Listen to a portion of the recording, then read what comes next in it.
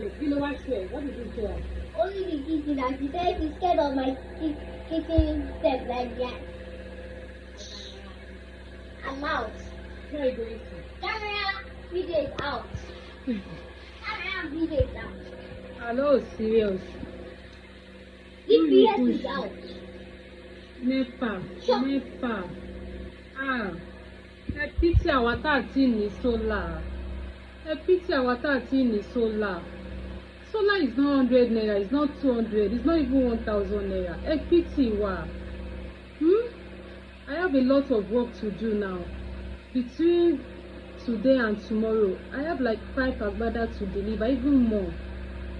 But there is no light. The more I'm calculating the amount of food I'm going to buy, I'm having a headache. I'm just trying to take it off my mind. Kò funny. Wallahi, kò funny. Hey Joe, Nepa, band A la wa for that matter, band A. I don't know, maybe we are now in band Z. To gather money to buy solar, even when those people that are using solar, the sun is not sunny as before. They are also complaining. Àfàìmọ̀ that pay for 20,000 or so or more.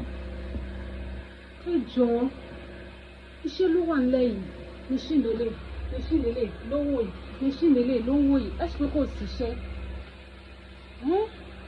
Hey Joe, kí la fẹ́ ṣe? Kí la fẹ́ ṣe láìsí náà? Kó tiẹ̀ fúnyàn náà ọdún lélẹ̀ yìí, kó tiẹ̀ lẹ́yìn àpò ọdún wà. No light to use for the festival. So at least to use it to enjoy yourself, relax at home, if not to talk of work. Hey Joe, Nepa, Power Holding, Ikeja, Bandelawa, hey Joe, ó sú mi. Since Monday, epo ni mo ń lò, fuel. I've been using generator to do all the work I have since Monday. Today now I resume, no lights, and we are in Bande. 44 units for 10,000 naira. Still, we are not enjoying the lights. Kí la fẹ́ ṣe? Kí la fẹ́ ká ṣe? Ẹni owó iná máa wọ́n, iná wọ́n àsàpòkè. Ká ṣáà máa rí iná lò. Now, we are not enjoying the lights.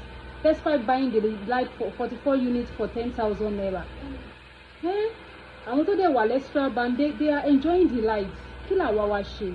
In the same community, the same state, the same country. Ẹ jọ̀ọ́. It's not funny at all. Èló ni mo gbaṣẹ́. I can't increase the price for the customer. Now I have to use style to be adding fuel price to my normal charges. And if customer say no, there's nothing I can do. Ẹ jọ̀ọ́, ewu mama bayan láti gbaṣẹ́. Ẹ jọ̀ọ́ Nepa, kíkónú. I'm tired.